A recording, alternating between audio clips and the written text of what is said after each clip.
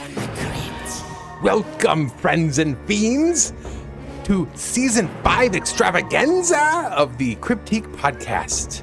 My name's Kenny, and I'm here with my good friend Godden, and together we're here to watch and review every horrific, often hilarious episode of the legendary HBO anthology series, Tales from the Crypt. And today we're joined by TheJimiRyan. TheJimiRyan, also known as TheJimiRyan. I mispronounced his name the very first time through, called him TheJimiRyan by mistake, and it's sticking. I can't undo it now. TheJimiRyan, how are you? I'm doing great. Thanks for having me on. Hey, thanks for coming on.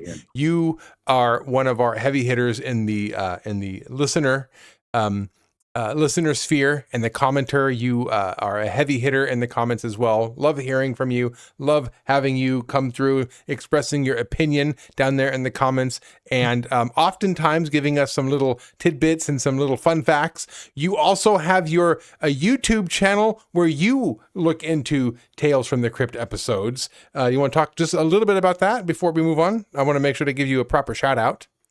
Sure. Yes. Thank you. Yeah, it's on my channel, TheJimiRyan, and it's I analyze the comic book and the show.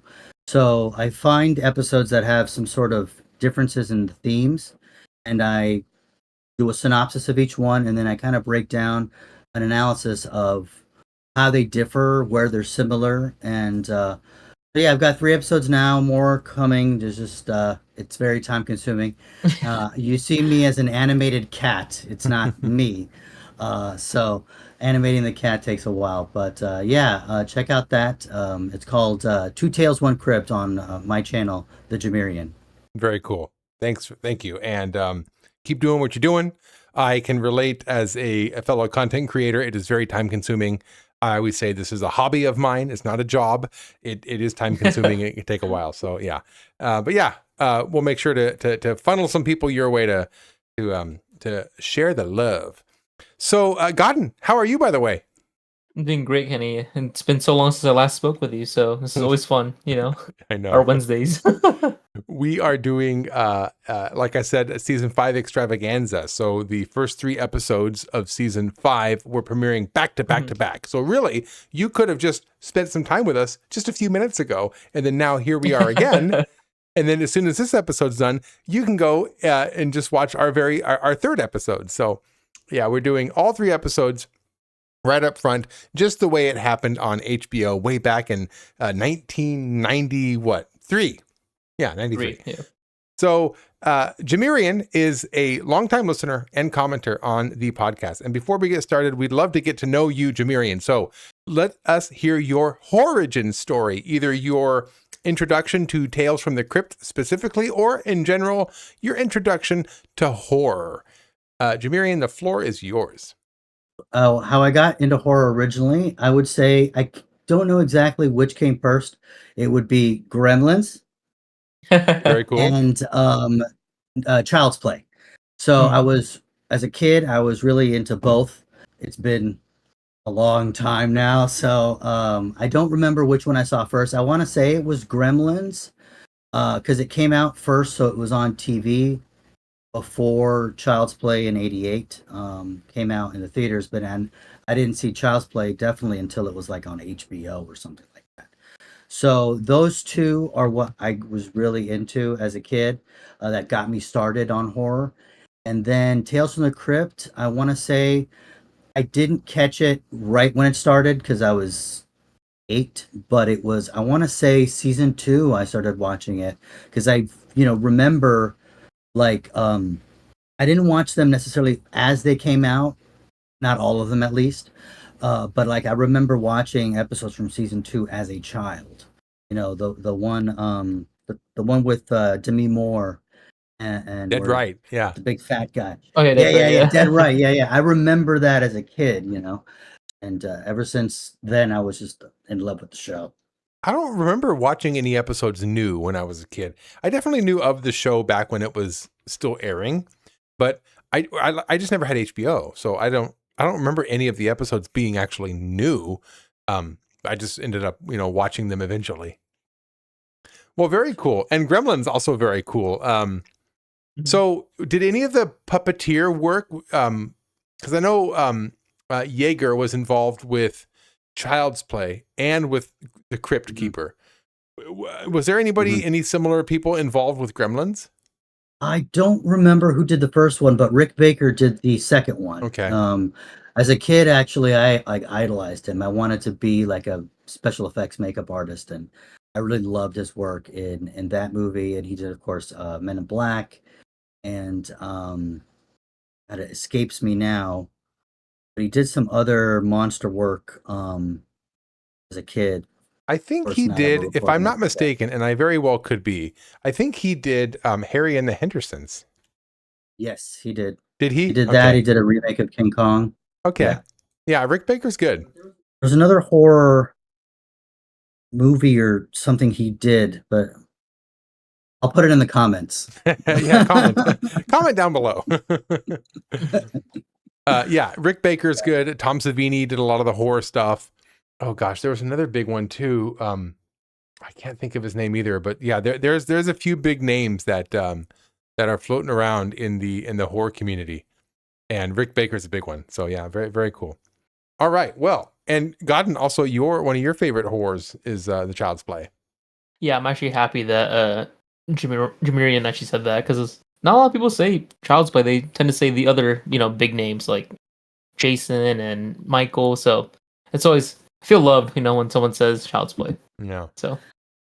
Yeah, Chucky was, because as a little kid, my buddy dolls were big, which was like, that's where they based supposedly Child's Play on. Mm-hmm. So when I saw that drew me, was this, I see. it was about this killer doll. I was like, oh, well, that could happen to me. If I'm lucky, that could happen to me.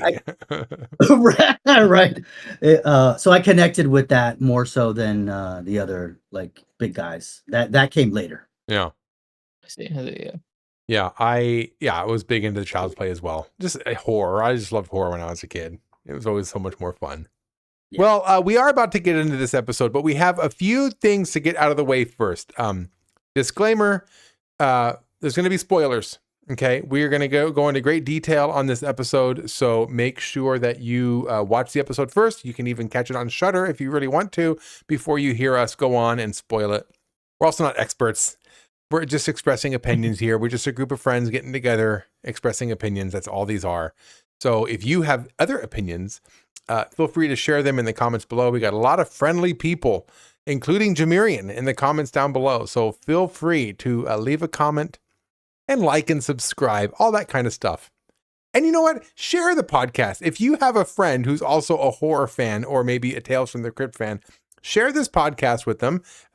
You might make a new fan out of them.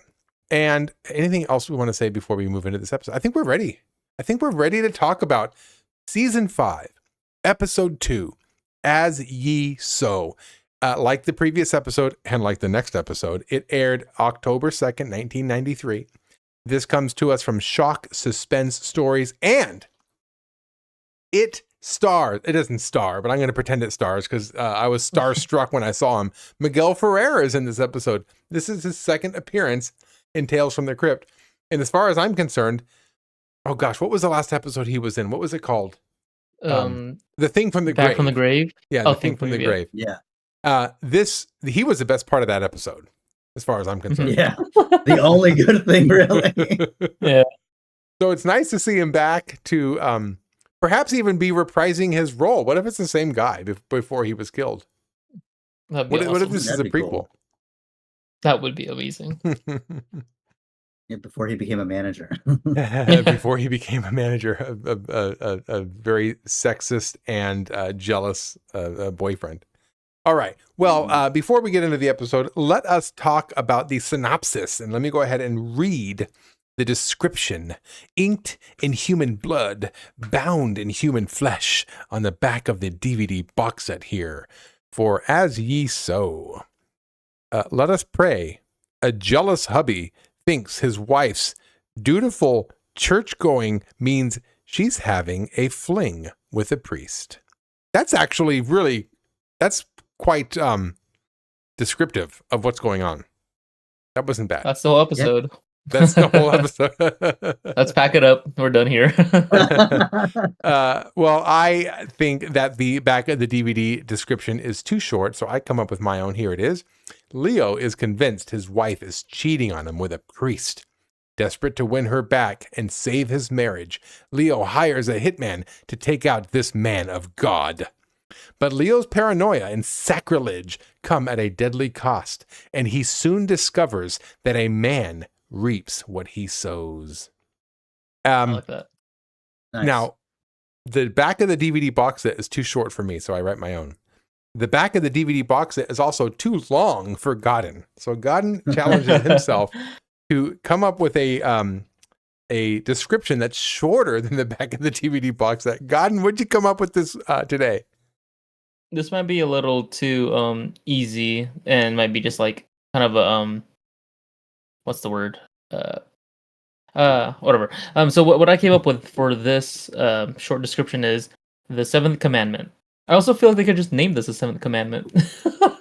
The seventh commandment. What is the seventh commandment? Thou shalt Am I not. reading it? Thou shalt not. Thou shalt not commit adultery. That's what I figured.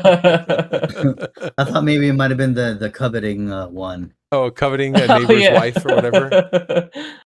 Yeah. Wait, is that not the same thing? No, because coveting is I think in the Bible it's just coveting anything your neighbor has, so it's anything they have. You know, it's like more like envy. It really Okay. Of what your neighbor has versus just sex. Okay. Yeah, it's just their belongings. I guess it's similar. Desire to have their yeah. Okay. Yeah, it's material. I gotcha. All right. So, well, what are your general thoughts, your gut reaction, so to speak? JimiRyan, we'll start with you. Your overall, without giving too much away, your overall gut reaction to the episode. I liked it. I liked it a lot. It was very tame for a Tales from the Crypt episode, without giving too much away. But the irony was just great. So that's to me what really made it. So overall, it was a good episode and intriguing. The acting was fantastic. Oh yeah, I think the acting was really good. A lot of good actors in this one, and yeah, the twist was a good twist. Tales from the Crypt is kind of known for having good twists, and I think this really speaks to that. Godden, what are your overall thoughts of the episode? I enjoyed it. It was a little different from maybe it's more like a palate cleanser in a way from the first episode, since this is a premiere. And I was talking to TheJimiRyan about this. I feel like they were focusing a lot on the setup for the twist, because most times I like when the episodes kind of make you forget that there's a twist and it comes out of nowhere. But this one, it just kind of pumps it like, hey, there's going to be a twist in some form probably, because the narrative is pretty simple, right? Like it's what the DVD box set said, it's what we both said. Or it is simple. He believes that, there is something happening with his wife and there's some sort of, an affair happening, but there's really nothing else after that. There's no side story, there's nothing else. So it's just interesting that it was just so direct. There's really not much to work on, because with the other episodes, there's fun little themes that happens too. So yeah, that's a good point. Yeah, because they set up the potential of her having an affair with the priest early on, very early on. Early on, yeah. So much so that you're like, well, okay, that's not what's happening. So what is the twist? Like, yeah. Yeah. So I see what you're saying. Yeah. You just spend all that time waiting for the reveal. So the Crypt Keeper intro, he is a DJ here. And I love, by the way, on his microphone, you see the call sign for his station. It's KDOA. K, dead on arrival. I love that. There's a caller calling in, says, you've got to help me, Dr. Viscous. It's our son's eating habits. And the Crypt Keeper responds, you said you were cannibals, right?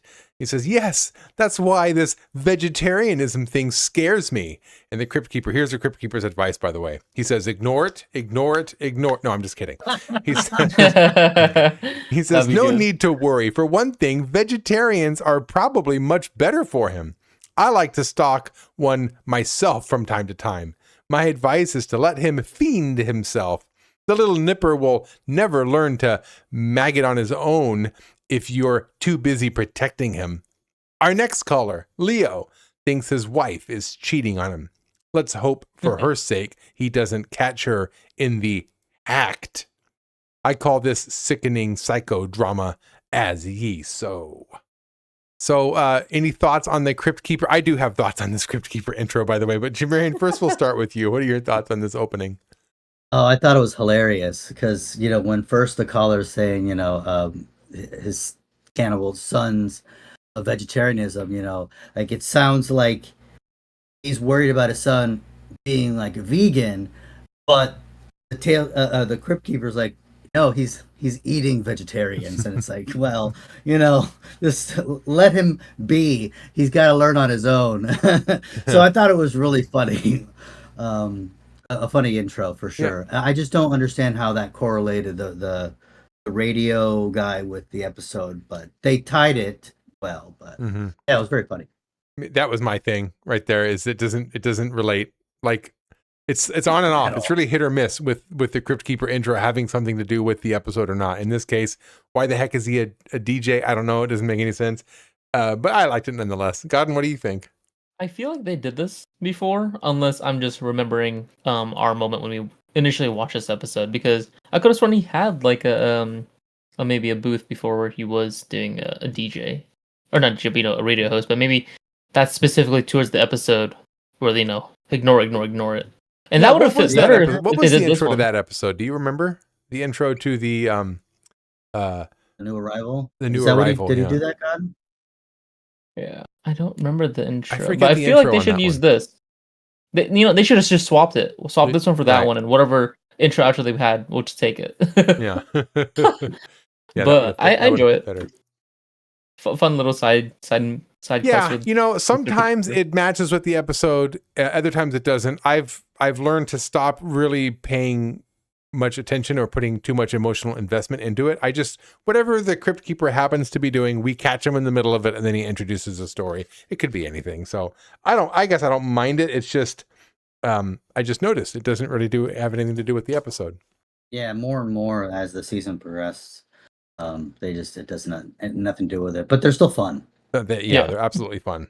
And it speaks to the practicality of everything, just having them do all kinds of different things. And like they had to have that Crypt Keeper puppet ready every single week to film from this angle and then film from that angle. And now he's doing this and now he's doing that. It's just so creative. I enjoy that part of it. So this brings us to the opening panel, which is, there's the naked woman kissing the priest.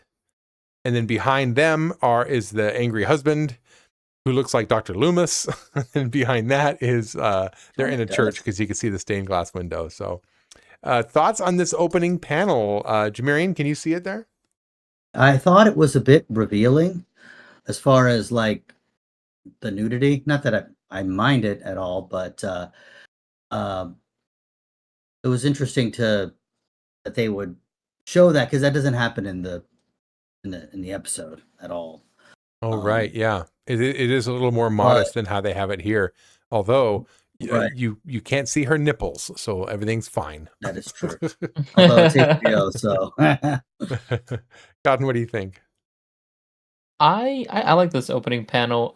This might be the first one that reminds me of a movie poster. Like it can just be it can tell you a different story by itself, because most cases with the opening panels, it is a scene, or it alludes to a specific scene.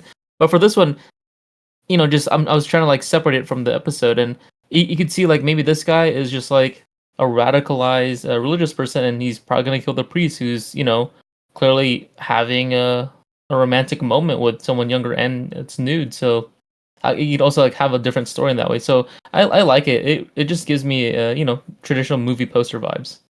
Traditional movie poster vibes. I like that. Traditional, So if this was the cover, we got this idea last week, or not last week anymore. It's not last week. It's the last episode.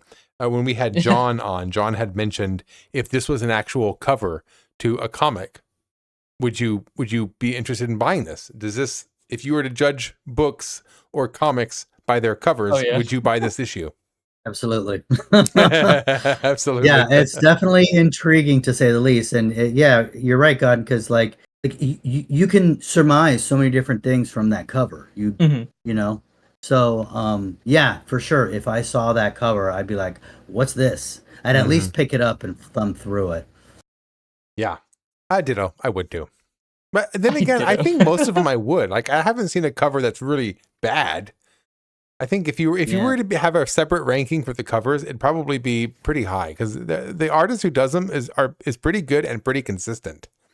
Yeah. I wonder if it's the same one each time because it seems like the artwork is Consistent. very Yeah. similar. Yeah. Right. You know, right. I think I remember hearing or reading somewhere that it is. I think it is actually the same artist who does all of them. This is not don't take my word for it.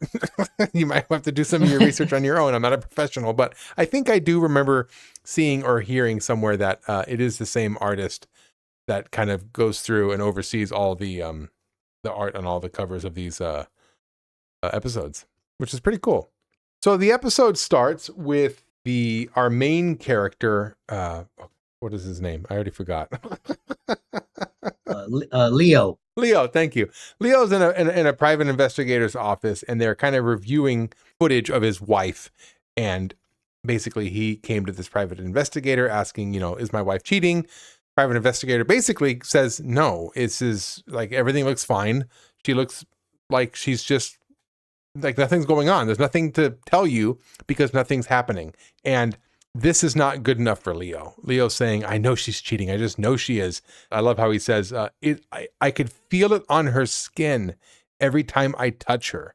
I see it in her eyes when she looks at me. So watching it the first time, you get the impression like, oh yeah, she must be cheating. But then when you watch it the second time, you realize like there's part of him wants her to, or like desires her or expects her to be cheating so much so that it's causing him to go basically mad. And by the way, this PI, this private investigator, is Adam West, Batman himself. It was very exciting hearing his voice.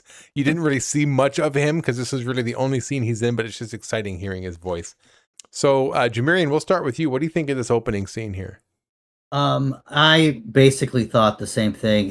When you first see it, the episode is written so well. I think the dialogue is really good because those kind of things, the things he said about like I can sense it, when I touch her or I could look in her eyes, that is something that like a lover or a husband or wife for that matter could sense, like with intimacy, like that you're used to, those kind of things would be what you'd pick up on if you sense something's wrong, so at first you're like, oh, well, yeah, there's something up, something's wrong with their intimacy.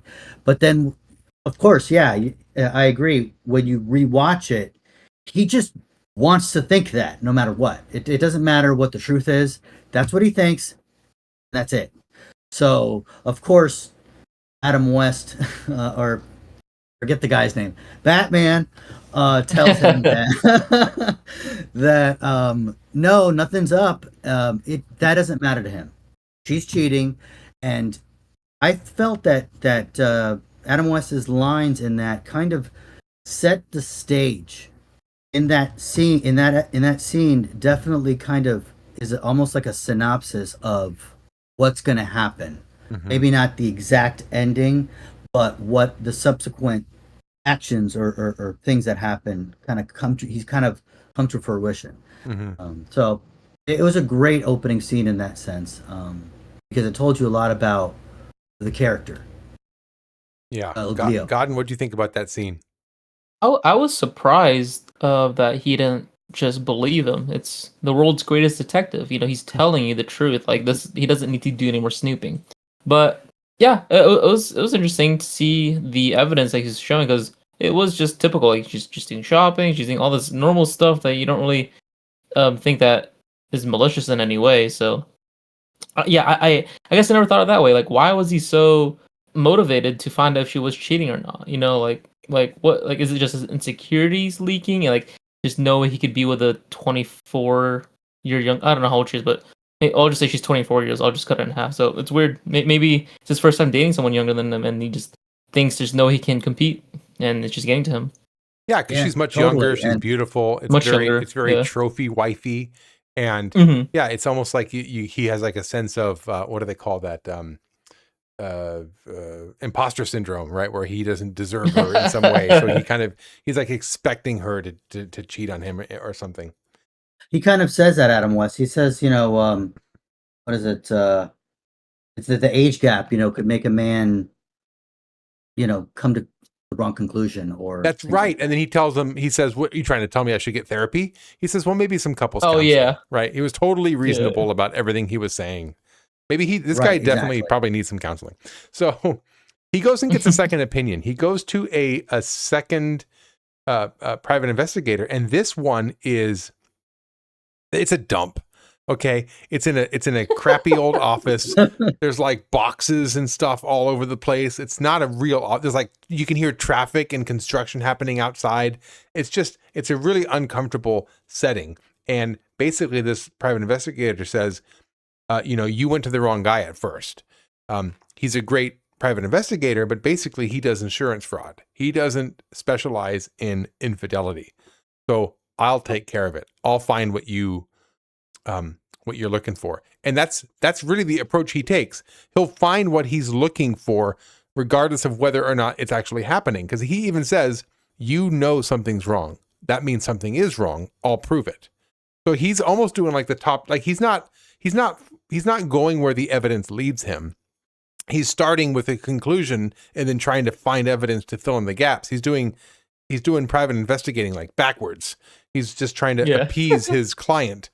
And this is, I think JimiRyan hit it on the nose too with some of this dialogue, because there's some good dialogue in here too. He says, better than anybody else when she doesn't look at you the same way, or when she doesn't, do the same thing she used to. And he even goes on to say, where there's smoke, there's fire. So he's out to find that she cheated even before he's met her or knows anything about her. So anyway, what did you think about this second PI, JimiRyan?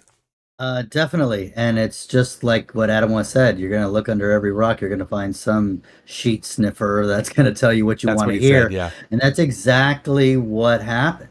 And yeah, it's almost like the guy doesn't care what the truth is. He wants to basically, if this guy's convinced that his wife's cheating, he's going to make up whatever he needs to prove it, and it's almost like he's manipulating him in a way, especially on the second viewing, that he's just like I said, he's telling him what he wants to hear, and he does a good job of it. He's just there to placate him so he can get some money out of the guy. Mm-hmm. And yeah, the set design was so great, and the sleazy, the juxtaposition of the two PIs, especially later on when he's eating the Chinese food and he gets it all over the folder. And and he's just eating while he's talking. It's just the unprofessionalism, and the guy's clearly a sleaze bag. And the direction and set design was great, which I didn't realize this until I saw on Creeps to the Crypt them cover this episode, that this was directed by Kyle MacLachlan, the from Carrie and Death. Mm. That was a good episode too. Yeah, and I don't know if he's ever directed anything before, but as an actor he's great, and as a director he did a great job in this episode. Mm-hmm. Yeah, God, what do you think about this scene with the second private investigator? I think it was funny. I like to believe that maybe, it'd be funnier if show that he was trying other PIs and they kept saying, no, there's nothing wrong. But he landed on this guy's like, this is my guy. He wants to be in that echo chamber. He wants to really reaffirm his beliefs that his wife is cheating on him. So yeah, it's like you guys mentioned, it is funny. It's just a whole black and white moment where it's a dump. Like you like everything else was professional. Like they're giving the best of the best, but the minute the guy says, you know what, I'm gonna find that for you, that's what he goes with. Like, well, I guess you'll figure something out eventually, but I don't know if it's gonna be worth it. And the PI says one more thing, because the Leo admits to him, she's not having sex with me. We're not intimate anymore. And this new PI says, well, if you ain't getting it, someone is. And that's kind of the line that sticks with him, right? Since my wife's not being intimate with me, that must mean that something's going on. So right away, I realized that's the twist. She's not having an affair. So I see what you mean, Godden, when like you're you're kind of expecting the twist. Like I didn't necessarily know what she was up to in this part of the episode, but I knew that she wasn't cheating. That was going to be the whole point. So for the rest of the episode, I was just waiting to see, okay, well, what's she really up to? So that's what I was kind of, at this point, that's what I was waiting for. So it did feel like a long episode in that it took a long time to get to the twist that we all knew was coming. So, or I guess I knew the twist was coming. I just didn't know what the twist would be. That was it. Yeah. So the very next scene, he is now rummaging through his wife's things, and because the PI had said, what kind of clothes does she wear? Does she wear clothes that she can take off easily? You know, because maybe she's getting a real, insinuating that she's getting a quickie in with somebody else before coming home or something like that. So he goes home, he starts rummaging through her things, looking at her panties and her bra and everything. He's like, what is this? What's this? And he's trying to see, does this unclasp easy? Like he's kind of curious. And, the wife walks in, sees what's going on. I don't think she thinks much of it. She just kind of is dismissive of it. But he does try to be intimate with her. He says, come on, honey, like we got the place to ourselves. We're alone. Let's go. And she kind of rejects him. She says, I'm not really in the mood, or I've got something else going on, or something like that. So you do see that she doesn't want to have sex with him. So I was thinking, okay, is she pregnant? But then why would she not want to have sex with him if she's pregnant? Is something else going on? So I was already trying to kind of angle in why she doesn't want to have sex with him. It clearly wasn't because she was cheating. Like that's in his own head. Mm-hmm. Yeah. Any thoughts about this scene before we move on? JimiRyan, we'll start with you again. Yeah.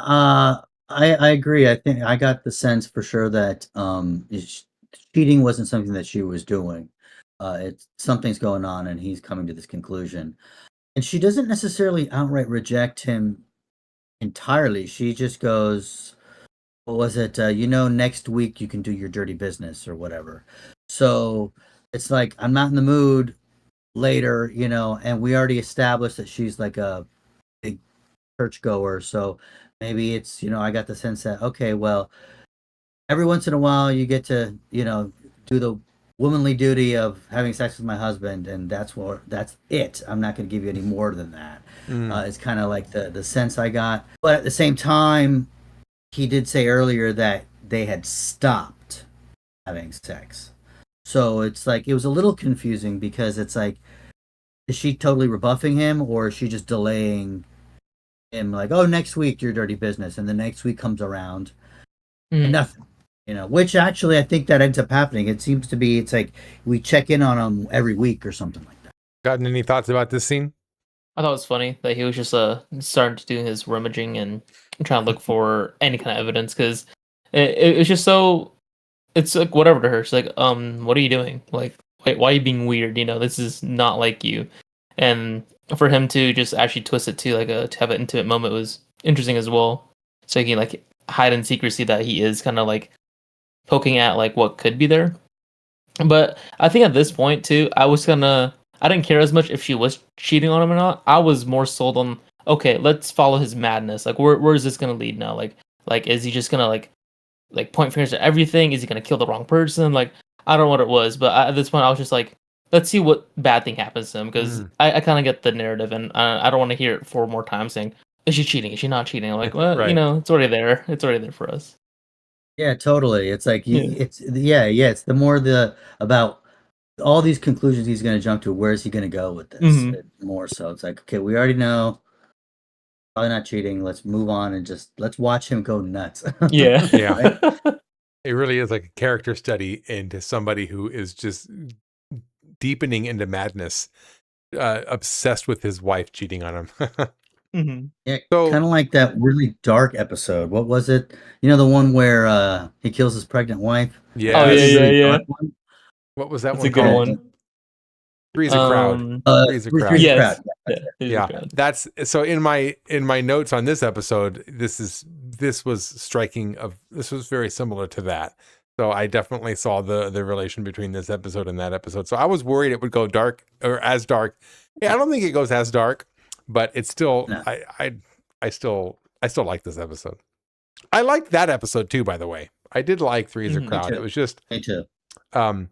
It's just a bit dark. Yeah, for Tales, it was a bit dark, but it was, you could put it just as its own show, and it stands out on its own. Mm-hmm.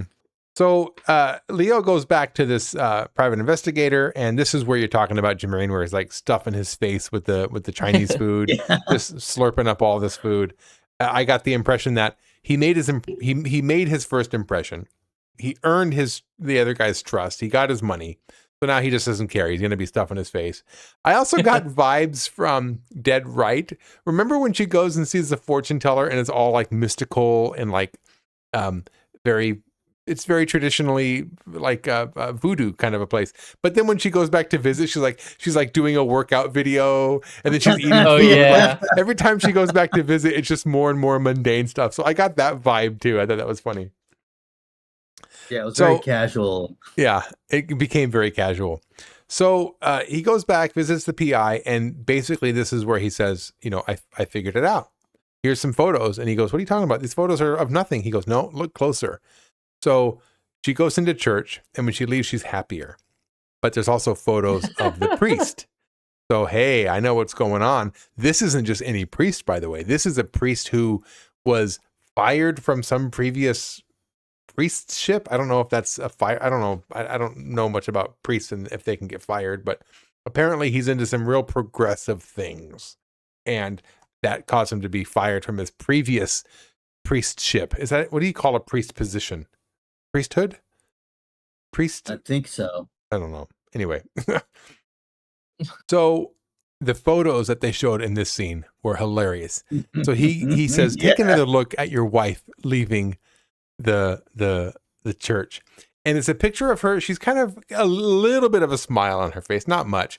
But then the camera pans over to look at the priest. He sees the priest, and then the camera pans back, and then you see she goes from a slight smile to like a full smile. And then he looks back, and then it goes back to her, and she's like completely like her hair's flowing back, and she's like, exulting with pleasure. Like it's just, she couldn't look more like she's in the middle of an orgasm.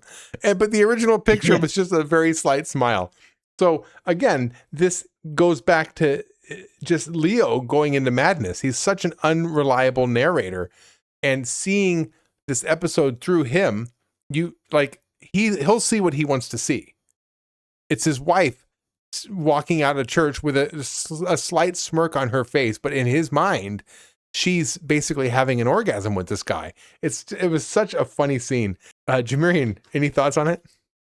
Yeah, that scene was gold. Yeah. And it's, to me, it also, upon the second viewing, right after, it shows how much the PI, I forget his name, the guy from Law and Order, how much he's putting those thoughts in his head. Because when he first sees the picture, he's like, so what? She's happier when she comes out of church. She's been spiritually uplifted. And he's like, look at him again. Like, he's like kind of forcing this, with the power of suggestion almost. He's kind of making Leo mad in a way. And He's it's very the way manipulative. Yes. And it was so funny because you see the priest like looking, like his eyes weren't looking at her, but then they were, and then the orgasm face, and it was just hilarious. I loved this scene. It was a great scene. Great. Yeah, they couldn't have done a better job.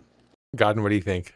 At this point, I thought he was kind of doing a red herring, in that maybe this PI is actually, getting it with his wife. I thought that was like, oh, here's the size where it's actually happening.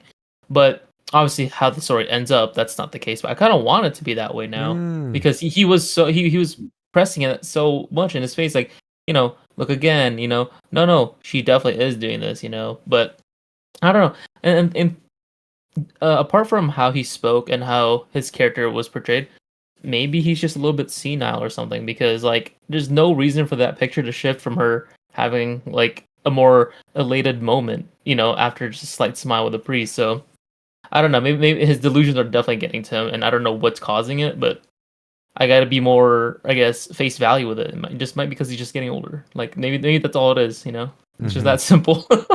So, I love that idea for a twist where it's the PI who's would be engaging in the affair, but he's trying to throw the scent off by having him go look at somebody else. Or what if the PI is actually out to get the priest and just wants him to have an adversary. You know what I mean? Like, Yeah. there could have been that Anything. angle too. You know, he Yeah. could have had Yeah, some sort both of of motive those to are- go against the priest. Yeah, both of those sound like what would happen in a Tales from the Crypt episode. You could have Yeah. all three versions, Mhm. and it would work. Yeah, wouldn't that be fun to have like a premise, a setup, right? Like an act one of an episode already filmed and ready to go, or already written, and then just give that same first third of a script to, like, 3 or 4 different writers or directors and kind of see what they come up with. Wouldn't that be a fun idea? That would be really Like cool. a choose your own Yeah. ending. Yeah, yeah. So Leo finally makes his way to this church, and he goes up to the mezzanine. The priest is playing the organ. The priest, what was the priest's name, by the way? Sajak or something like that, or was it? Father John Sajak. Yeah, John I think. Sajak. Yeah. So he goes up, he visits him, and they start talking back and forth, and he learns that this priest is, how did he say it? I gotta get the words right. He says that he wishes to embrace contemporary values and problems. So he refers he's referring to things like premarital sex, infidelity, contraception, abortion, and divorce. And Leo says, well, aren't these things all just immoral?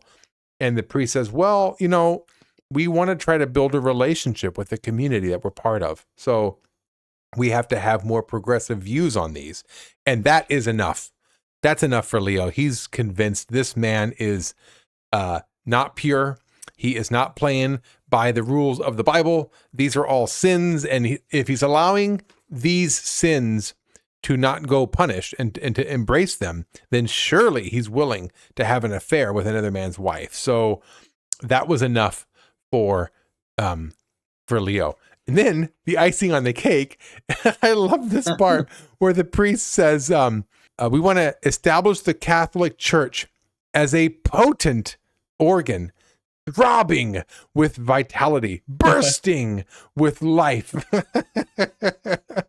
And I wonder if these are words or phrases that the priest actually said, or it's just what's going on inside of Leo's head. You know what I mean? Like, I don't know, but I just thought that was great.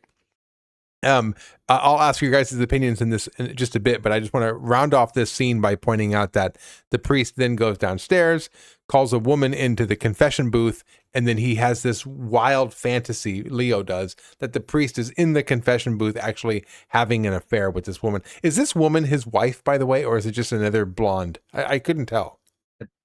I believe so. I could have sworn it was her, from his vantage. Uh-huh. That it was her, but Okay. I could be wrong. So, I'm not sure. What are your thoughts on this scene, this whole meeting the priest? JimiRyan, we'll start with you.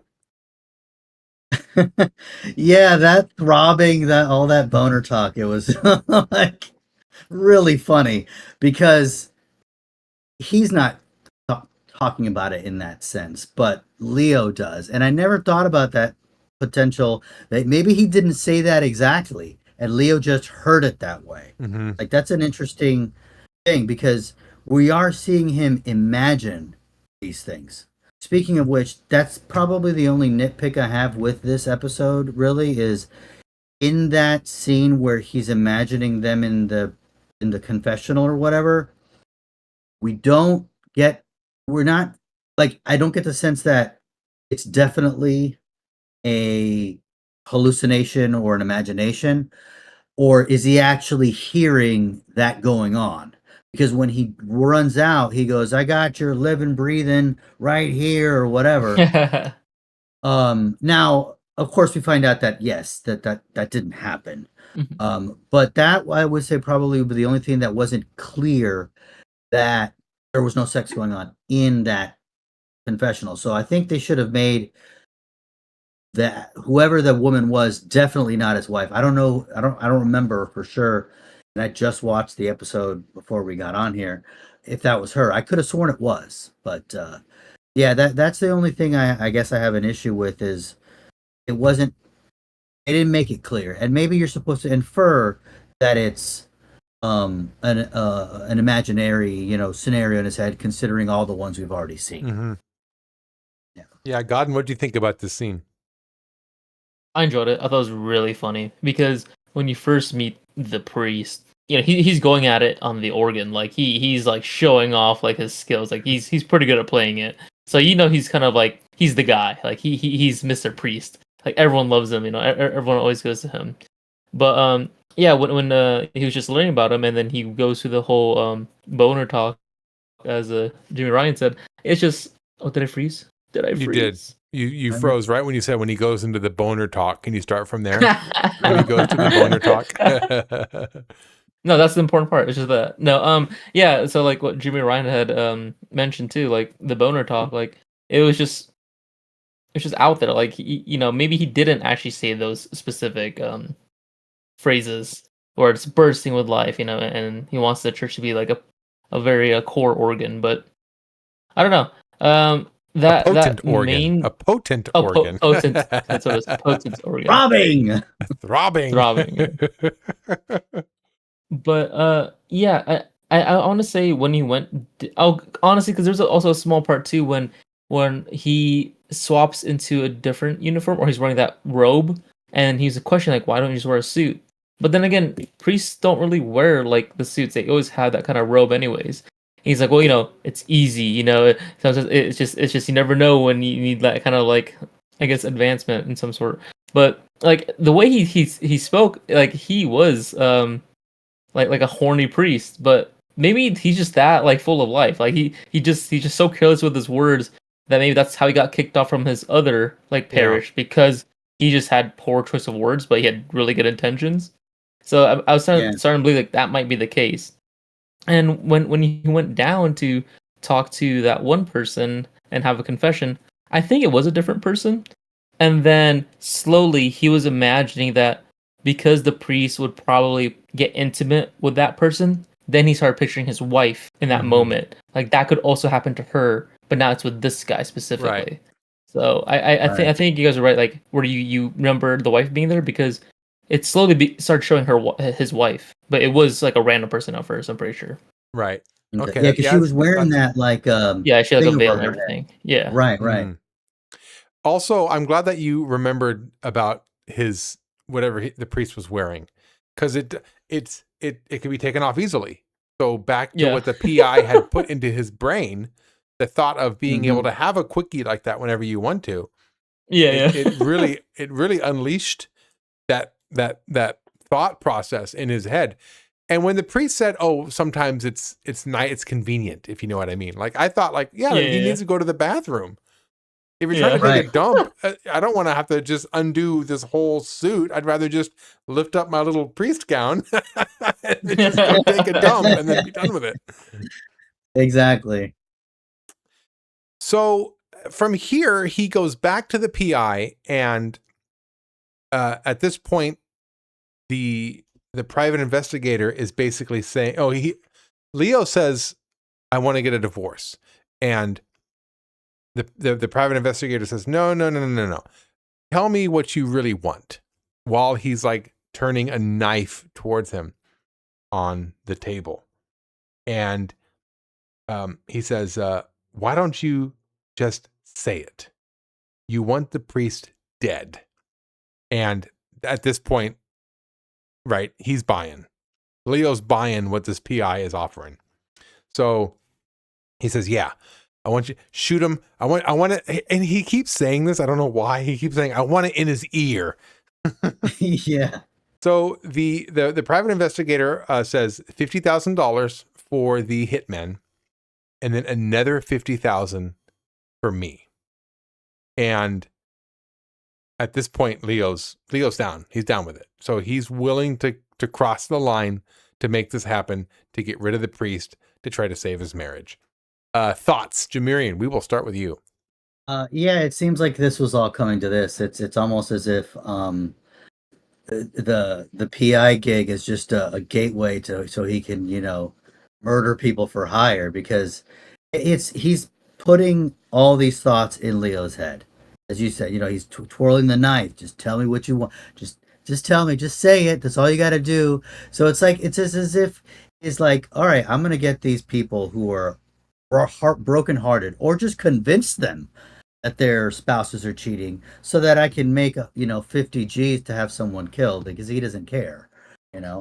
It's like, I got like the second go around. That's what I kind of got from it, was that this is almost like this is what his main job is being a contract killer, basically, like, or a middleman for it.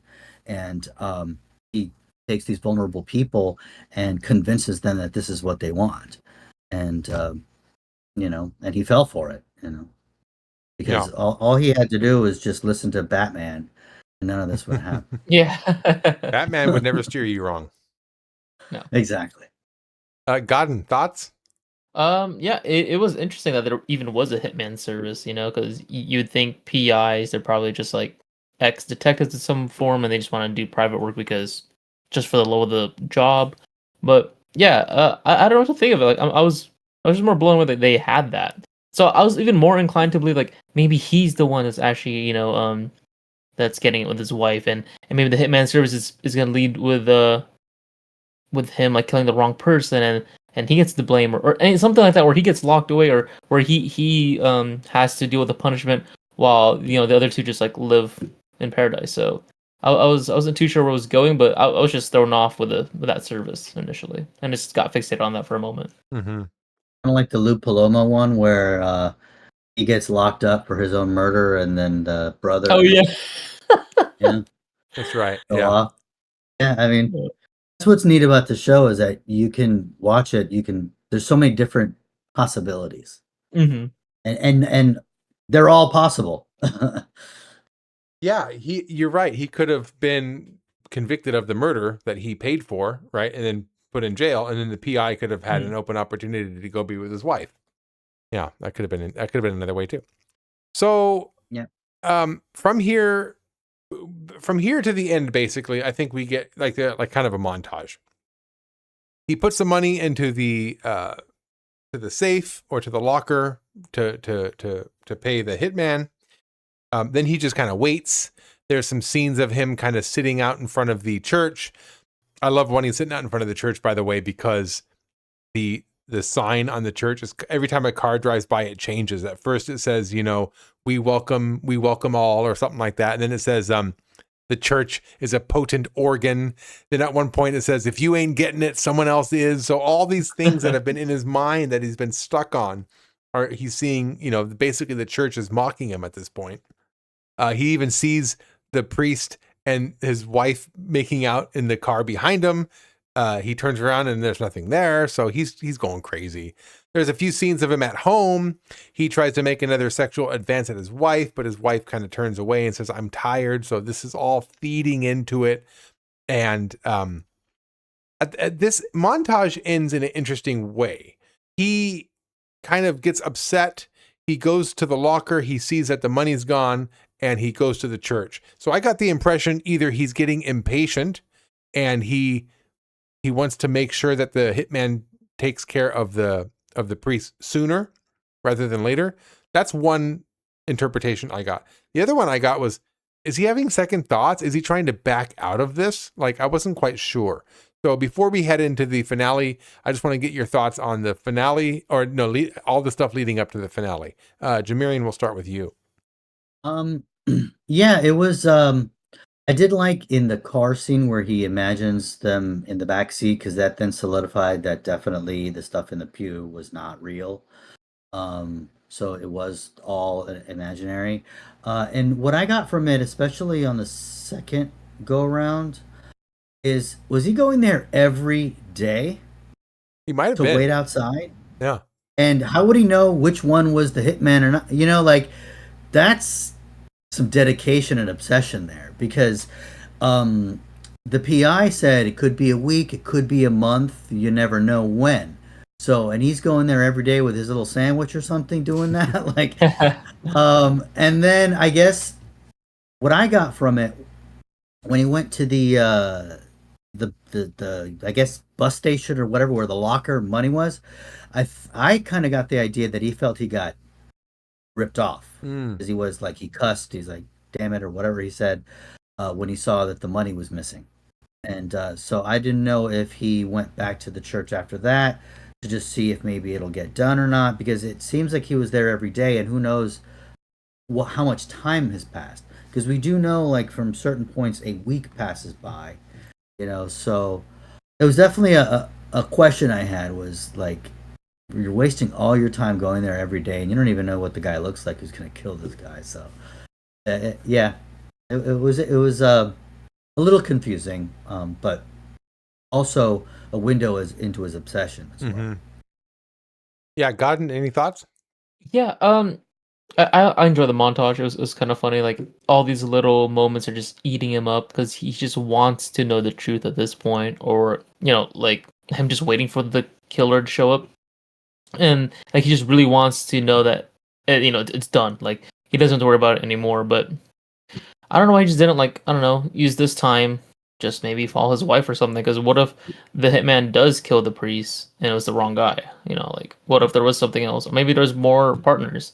I feel like he could have used his time more on his wife, because he got way too fixated on the priest. Like that was it. Like, that's only I guess direction he needed was just the one guy. So it was interesting that this was getting set up like this.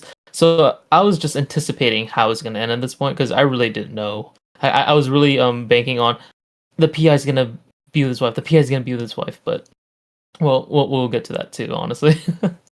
So that brings us to the finale. Basically, he goes to the church, and he goes into the confession booth. And I think maybe he did have a knife with him, though. So maybe he figured, to hell with this hitman, I'll just do it myself. So he goes into the confession booth with a knife, I think maybe with the intent to take the priest out on his own. But then who should come into the confession booth right beside him? His wife sits down and says, "Forgive me, Father, for I have sinned." So he kind of takes a moment. He puts on the whatever that thing that is that goes over your neck, and just kind of doctors himself up to look like a priest. And he starts talking to his wife, and his wife admits to who she thinks is the priest, that I haven't been intimate with my husband because, and this is where we get the twist, my mother died during childbirth, and I'm terrified that that's going to happen to me too. So I don't want to get pregnant. So basically, she's not being intimate with her husband because she's scared of getting pregnant.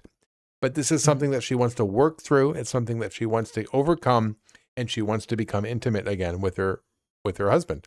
Well, Leo's ecstatic. He bursts out, "Honey, I'm so happy. I'm so happy." And they embrace. And this is where the hitman finally comes through. And of course, this is Miguel Ferrer, by the way. So he doesn't know who Leo is. He just knows that he needs to take out the priest. And he's looking right at the priest. And he takes out a gun, shoots him. He falls down, and then he goes over and says, "In the ear." So he shoots him right in the ear, just like he was instructed to do. And then away he goes. And the wife is left sobbing on the floor of this church with her dying husband. And then who should come to offer his prayers but the priest? So I love that final touch of the priest being the one to offer a final prayer as he's dying there on the floor. I thought it was a fantastic, beautiful, beautifully filmed last shot of this episode. It looked great. It was very poetic. JimiRyan, what are your thoughts on this finale? The payoff was just wonderful. Like, the him getting killed, like, as the priest, you wouldn't have expected that, because nowhere would one think that he would don the priest collar to do all this. And then, it would make more sense of what the stuff like that Godden was saying, where, maybe the PI is actually the cheater and he's going to take his money and run with the wife. All these other scenarios made so much more sense. And so this one just came out of nowhere, and it's just why I love the show so much, because it's just a beautiful irony of it all. And honestly, this whole thing could have been avoided had they just communicated. Had they listened to Batman again and gone to therapy, this whole thing wouldn't have happened. If she would have told him, what her fears were. If he would have told her what his concerns were about intimacy, none of this would have happened. But she couldn't talk to him. He jumped to conclusions and then was just fed a bunch of BS. And it's tragic, but it's like almost, I don't know. It's not tragic like Three's a Crowd, where it's dark and kind of sad. I mean, it's sad, but it's because of the fact that Leo paid someone to kill the priest, who's a totally innocent person. It isn't as sad. It's kind of like a comeuppance, but it's just so layered. It's so good. It really paid off, I think, this ending, and then for it to be, in your ear, Father, just like he was telling everyone else. And then, like you said, with the priest coming in to be the one to give him his last rites, it was just a chef's kiss. Godden, thoughts? Just it could have all been avoided. It really just could have been avoided. The same amount of money he was putting in for the hit could have been the same amount of money, or even significantly less, for couples counseling. It was just interesting that was it. Because honestly, when he was in the confession booth and he put on the collar, I was like, oh, is he gonna get shot? Is that where the assassination happens? Because I'm like they're like, it's coming to an end. That's the only conclusion you're gonna make at that point. So I'm kind of glad that's what happened, because that's the only thing I got. And it's so funny because he's finally happy with the truth, but he was just so like just honed into, I guess, his own delusions initially. And I don't know, it kind of upsets me, right? Like, he could have just talked to her at any point, just asked about it, but he rather just jump through all these hoops and just go through all these conclusions without actually just going to the source. And I don't know, it's just it's kind of funny too, because right when he was dying and the actual priest comes in, I was like, oh, now they're gonna end up together. So now his fears are back into him. He's like, oh, it's just come to truth. It's come to the truth. So I was like, it's just, it's ironic that after all that hard work, he's the one that pays for it the most. It's like, well, I don't know. It's just kind of silly because in Tales from the Crypt, we're used to like being with a bad guy, but he's not really bad. He's just insecure, and he's just in his own world about this, and he's not like, I guess he was trying to kill an innocent person, but it's not like he wanted to murder him for fun. It's just because he believed that adultery was being committed. I feel like he was more taken advantage of. What if, when the wife was in the confessional, she recognized her husband right away? So she went there to maybe she was okay. Hear me out. Maybe she was having an affair, and maybe he was right. She realized, oh, that's my husband in there. I'm going to lie to him and tell him, make up this weird story because I don't want him to find out. And then the husband gets killed. And now the wife and the priest run off together and they do their thing. I don't know. I just, I guess it's possible.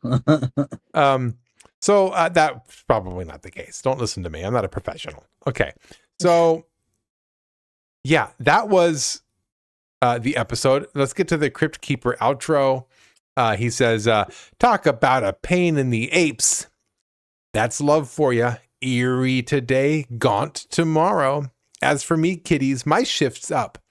It's the top of the hour. Time for your favorite morning man. This is where he kind of he opens up the microphone and sticks his finger in there, gets electrocuted, and then when his hair's all frizzed out, and he says, what's the matter? You've never seen a shock jock before? And this is obviously Howard Stern. So that would have been great if they could have gotten a cameo from Howard Stern in one of these episodes. That would have been cool. Yeah. So, thoughts on the Crypt Keeper outro? Yeah, it, not too much to say about it. I thought it was, kind of funny, to make a little Howard Stern joke there, but pretty standard. Tales from the Crypt kind of ending. Not much to say about it.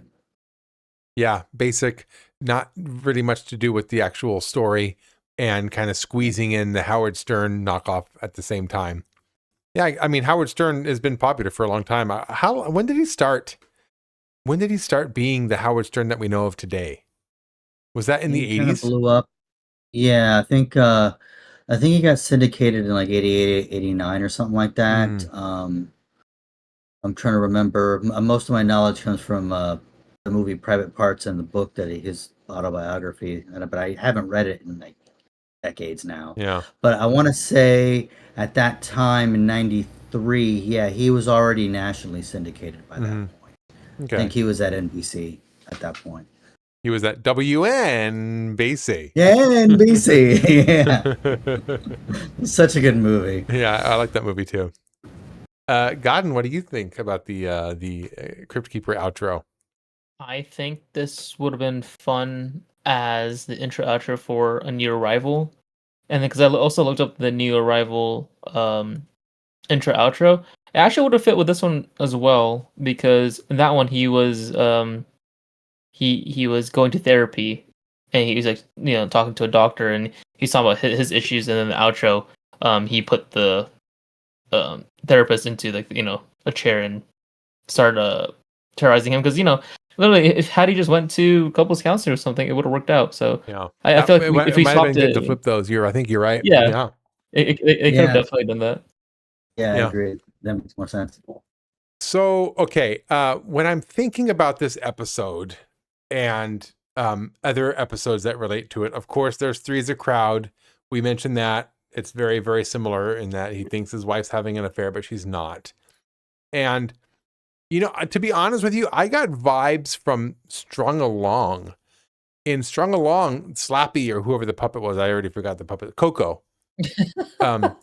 Remember, Coco was like feeding him negative thoughts and really like planting seeds in his mind of things that were, in the case of Strung Along, they were happening, but it was still the similar situation where, somebody else is kind of planting these thoughts of doubt in your mind. So I kind of got vibes from that.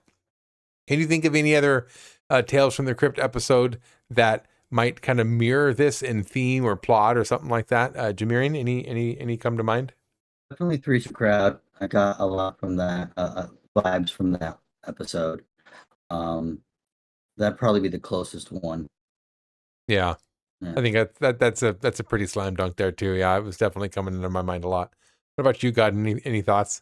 Also, it's kind of hard for me to find something that you hadn't mentioned, but I mean, yeah, Three's a Crowd was one, and funny enough, I was thinking of that one scene in Strung Along when he was dying, and then they were just like looking in his soul and just saying all this stuff about how they're gonna get away with it or whatever. I wish that would have been a funny twist as he's dying with the priest outfit, and the priest and her were like, great, we find it, or even the PI comes in, it's like, oh, we got your money, we're gonna be live happily ever after. It's fun that you fell for this, and I don't know. I think that'd be also kind of like mean if that happened to him because he kind of didn't deserve this death realistically. But No, yeah, I you're right. couldn't think of another form of media where it kind of had this. That would have really twisted the knife in. Anything else that you think would pair well with this episode? Any other shows or movies that you think would go well with this?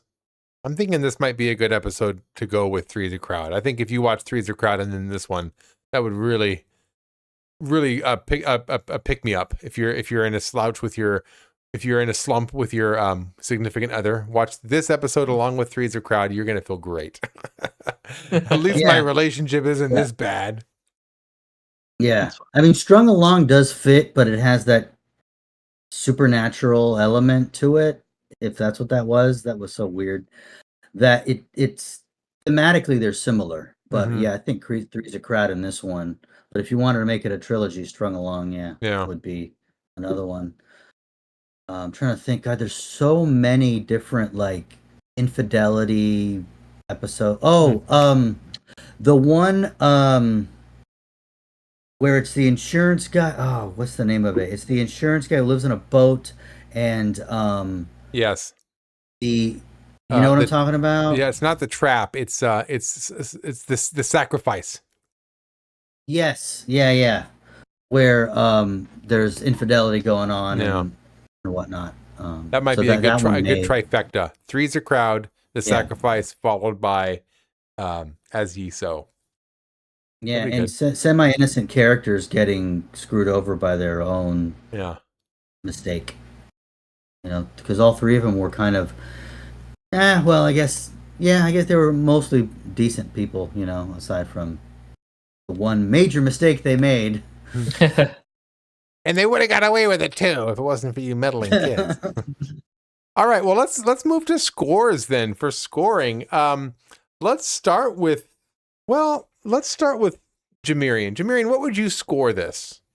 I loved the direction. I liked how he directed it, especially with the how he directed the actors and the set design. It was really good. The story kept me engaged, and then the twist and the irony was just made it for me. But a couple of little nitpicks I had did knock it. I'd say probably half a point. I'd go with 4.5 potent organs. 4.5 potent organs from JimiRyan. All right, Godden, how about you? Yeah, I enjoyed this. It just didn't really feel like a Tales from the Crypt episode for me because there's usually a little bit of elements that would be supernatural or just more just raw and gritty. It just seems like a guy just made one mistake and then he paid heavily for it, unfortunately. But yeah, the narrative was simple and straight, so I'll give this 3.5 confessions. It was simple. Yeah, confessions. Okay. So we have a 4.5, a 3.5. I think I'll split the difference and go with I do think it's a little bit better than a 4 though. I'm going to go with 4.25. I'll go with 4.25 Chinese food takeouts. Oh yeah. I thought that was funny where the second time he sees him, he's even got that stupid bib on his chest and he's just eating the food. I did think that was pretty funny. If you look at the folder, it's smeared with grease. Oh my gosh, I'm sure it was. Yeah. I did miss that. Jeez. Yeah, he like wipes it and then he puts it on the table and it's just got good. Those little touches, I just like the attention to detail is I think really cool when they do that kind of stuff. Well, let's move into correspondence. We have a couple of comments on these are comments from our season 4 ranking. So Ash likes horror comments, says fun ranking episode and can't wait till season 5. Well, here we are. So enjoy it. I think it would be funny if the bottom rank is changed to ignore it. That's a great idea. I wish we think of this. I wish we would have thought of that before, because if we can find, Godden, maybe you can help me with this. At some point in this season, if you can help find some quote that's either the top or the bottom, that's specific to a quote from one of the episodes, that would be great. Yeah, I mean, we have on Shudder now, so we can definitely do a quick reruns. He goes on to say, looking forward to all the future episodes. Congrats on the 1-year anniversary once again. Thanks a lot, Ash. Appreciate that. Thank you. Joseph Hill comes through and his rankings for season 4. Masterpiece, he puts Split Personality and What's Cookin'. And I'm actually going to skip all the way down to the bottom so you can get an idea of his best and his worst. So Masterpiece with Split Personality and What's Cookin'. 2 great episodes, by the way. All the way down to the Avoid Showdown. He only has 1 episode in the Avoid. I think we had more than 1 episode in Avoid, didn't we? Didn't we end up with a couple in Avoid? Yeah, because On a Dead Man's Chest. Curiosity Killed is what people put. So I will say that Curiosity Killed he put in optional, and then On a Dead Man's Chest he put in as recommended. I'm just kidding. You could watch whatever you want to watch. So he does give his honorary 6 to Split Personality or What's Cookin'. He can't decide. So we'll decide for him. Split Personality. Okay, so that is the correspondence. And I want to remind everybody out there that we are now taking calls. We're taking calls and we want to hear from you. So let me play a call that we got in the past. Hello, boils and ghouls. Kenny from the past here to tell you all about the future of Horrorspondent. It's exciting. Starting in season 5, the Cryptique podcast will be taking your calls. That's right. You can now use the SpeakPipe link in the description below to send us a voice recording that we can listen and respond to right here on the podcast. For the sake of time and clarity, please keep your messages concise and to the point. Thanks for listening, kiddies. So yeah, that was me from the past, reminding you that if you want to use the link in the description below to SpeakPipe, you can actually leave us a voicemail. So we're looking forward to getting more of this going on as the season continues. We're looking forward to hearing your voices out there, and that I don't know what else to say beyond that.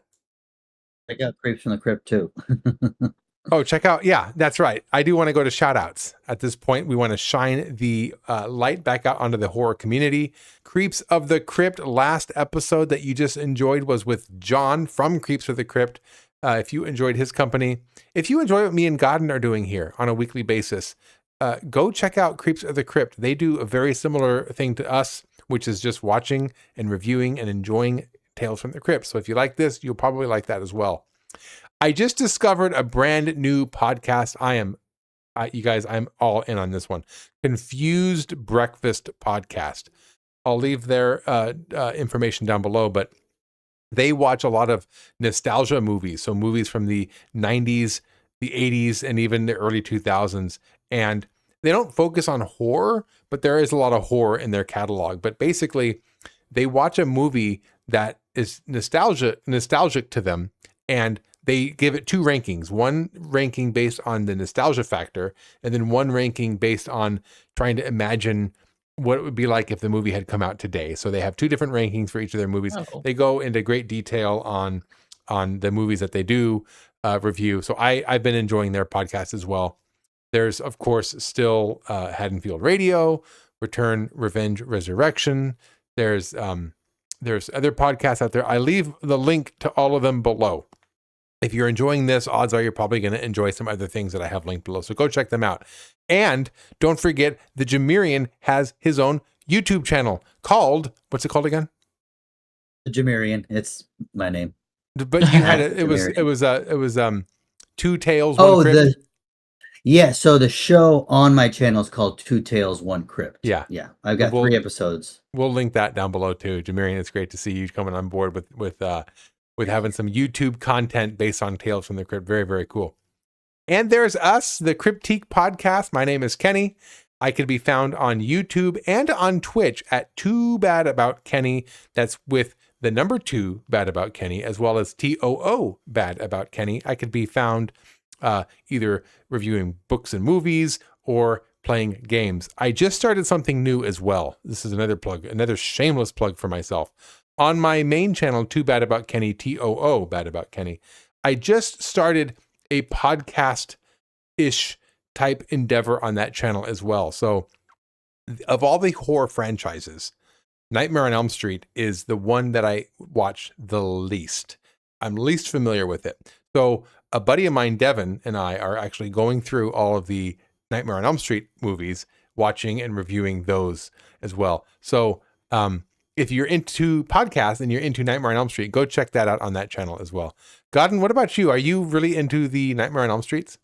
No, I think we've talked about this before, but I actually haven't seen a single movie from the franchise. I only know of its existence and who the character is, but I don't know anything like how the story goes, really. Well, we already have the first episode out, Godden, so you can't be part of that. But I think this is just me thinking out loud here. You don't have to. This is no obligation on your part. But a fan favorite in the franchise is number 3, Dream Warriors. A lot of people like that one. I think that might be a good way for you to be introduced to the franchise. What do you say you're part of the episode for number 3, part 3? I don't have to watch the first 2 to understand like the third one. I can just jump straight to the third one. Is that really? I mean, probably, but no, you don't have to. You can watch them in any order you want. You can watch. You need to watch the first one for sure, because Heather Langenkamp, the main character from first one's in the third one, and so they Okay. relate. Yeah, You that's can true. skip 2. It's this continuity doesn't fit with that, but yeah, I would say watch the first one. It's a masterpiece. It's a great movie. Yeah.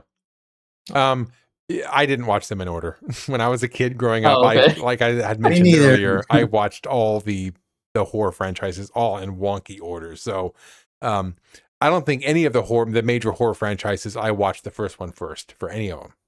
Well, with that, we are getting ready to wrap things up here. The next episode we're going to be watching, which you can just click on probably by right now, season 5, episode 3, Forever Ambergris. So go ahead and click on that after this one's over. And then don't forget to also go back and watch episode 1 from our season 5 extravaganza. Until then, which is just a few seconds from now, we here at the Cryptic Podcast, including JimiRyan, wish you all sweet nightmares. Well, how was that for a scream, boys and ghouls?